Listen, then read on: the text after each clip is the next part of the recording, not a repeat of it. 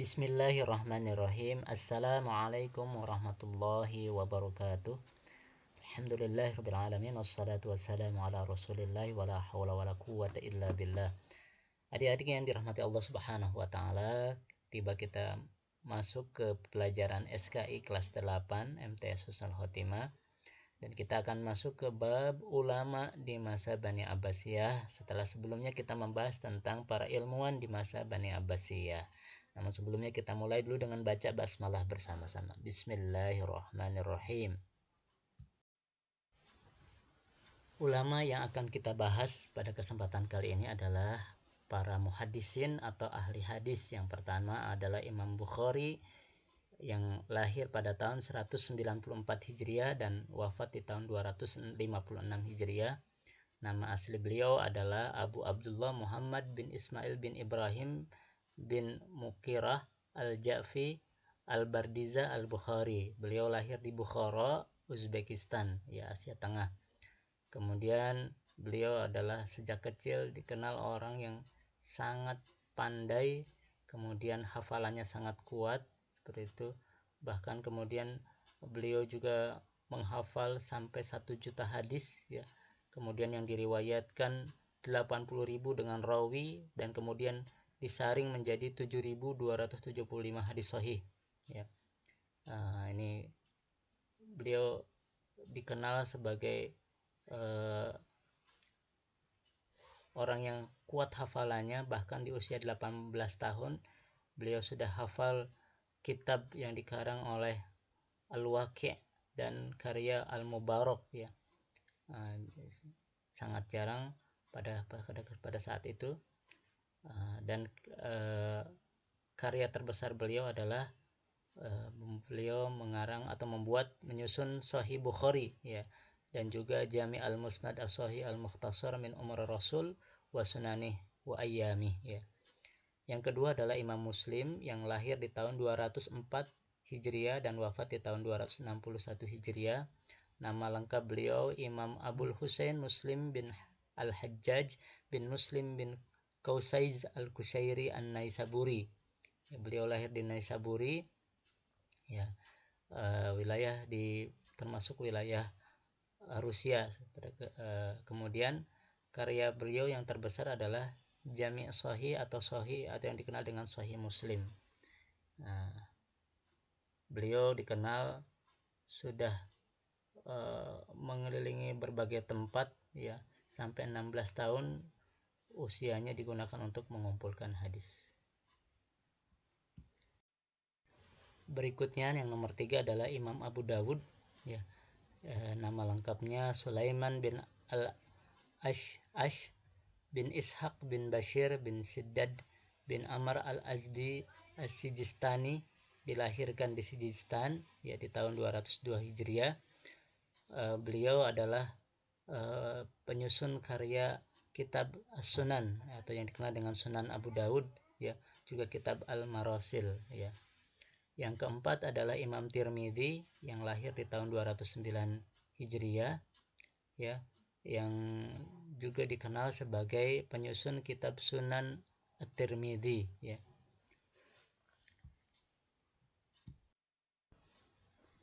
Yang kelima adalah Imam Nasai atau yang disebut nama lengkap beliau adalah Abu Abdurrahman bin Shu'aib bin Ali ibnu Abi Bakar ibnu Sinan An-Nasai. Beliau lahir di kota Nasai di Khurasan.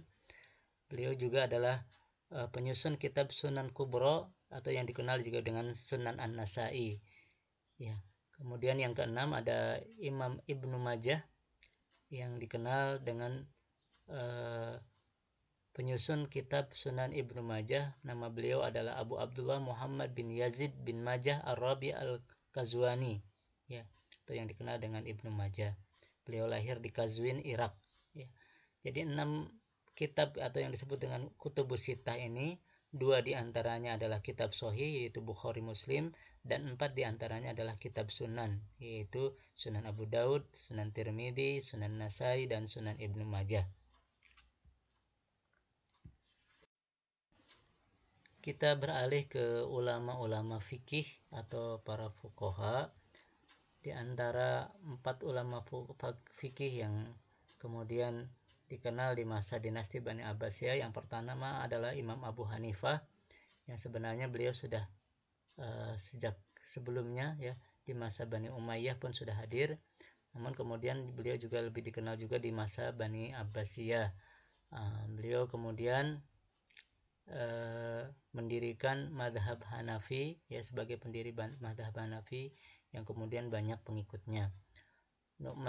Beliau nama lengkapnya adalah Nu'man bin Sabit bin Zuta, atau yang dikenal dengan Abu Hanifah, yang lahir di kota Kufah, Irak ya, di tahun 80 Hijriah dan wafat di tahun 150 Hijriah. Karya-karya beliau yang paling dikenal adalah Fiqih Akbar, Al-Alim, Wal Mu'tan, dan Musnad Fiqih Akbar ya. Sudah banyak kontribusi yang beliau berikan bagi perkembangan ilmu fikih ya. Bahkan hidup beliau ya di dua masa ya digunakan untuk mengajarkan berbagai hal tentang ilmu fikih, yaitu di masa dinasti Bani Umayyah dan dinasti Bani Abbasiyah. Kemudian yang kedua adalah Imam Malik bin Anas, yaitu pendiri madhab Maliki. Nama lengkap beliau adalah Malik bin Anas bin Malik bin Abi Amir bin Amr bin Al-Haris bin Ghaiman bin Juthail bin Amr bin Al-Haris di As-Sahbah, atau yang dikenal dengan Imam Malik bin Anas. Dilahirkan di kota Madinah Al-Munawwarah pada tahun 93 Hijriah dan wafat di tahun 179 Hijriah. Karya beliau yang paling dikenal adalah Al-Muwatta. Yang kemudian kitab inilah yang menjadi rujukan tentang ilmu dan hukum-hukum agama Islam. Kitab Muwatta ini kemudian juga dipelajari oleh Imam Syafi'i. Yang ketiga yang juga sangat terkenal adalah Imam Syafi'i. Beliau adalah pendiri madhab Syafi'i. Nama lengkap beliau adalah Muhammad bin Idris bin Abbas bin Utsman bin Asy-Syafi'i bin Ubaid bin Hisham bin Abdul Muthalib bin Abdul Manaf bin Qusay. Beliau juga berarti masih ada garis keturunan dengan keluarga Rasulullah Sallallahu Alaihi Wasallam ya. Nah, beliau juga adalah seorang ulama yang sangat dikenal ya, karena memang madhab Syafi'i ini banyak diyakini oleh kebanyakan warga-warga Muslim, baik itu di Asia ya maupun kemudian di Afrika, terutama di wilayah Mesir seperti itu. Nah, bahkan kemudian beliau memiliki dua pemahaman yang kemudian beliau ganti ya. Beliau karena memang lahir dan besar di wilayah Palestina, kemudian beliau juga pernah tinggal di Mekah ya, untuk menimba ilmu. Kemudian juga beliau mengeluarkan fatwa-fatwa yang kemudian disebut dengan Qaulul Qadim. Kemudian ketika beliau pindah ke Mesir dengan kondisi lingkungan yang berbeda, maka kemudian beliau mengeluarkan pendapat-pendapat yang berbeda dari pendapat-pendapat beliau sebelumnya. Pendapat baru itu yang kemudian disebut dengan Qaulul Jadid atau perkataan yang baru. Jadi ada dua hal yang kemudian disampaikan tentang hukum fikih di dua tempat yang berbeda, menyesuaikan dengan kondisi lingkungan di tempat di mana beliau berada. Ya, yang pasti dua hal ini tidak bertentangan dengan ajaran Islam. Dua-duanya bisa dipakai. Inilah keluasan ilmu beliau ya, yang kemudian beliau juga mengarang buku kitab usul fikih pertama ya, yang disebut dengan Ar-Risalah. Juga kitab Al-Um yang berisi tentang madhab fikih beliau yang baru, yang tadi Ustaz sampaikan di wilayah Mesir, yaitu dengan Qaulul Jadidnya. Yang keempat adalah Imam Ahmad bin Hambal. Ini jaraknya tidak terlalu jauh dengan Imam Syafi'i, bahkan kedua imam ini sempat bertemu ya. Nama lengkap beliau adalah Ahmad bin Muhammad bin Hambal bin Hilal bin Asad al-Marwazi al-Baghdadi, lahir pada bulan Rabiul Awal tahun 164 Hijriah di Baghdad ya. Karya beliau adalah kitab Al-Musnad, Az-Zuhud, Al-Faraid, dan beliau adalah pendiri madhab Hambali.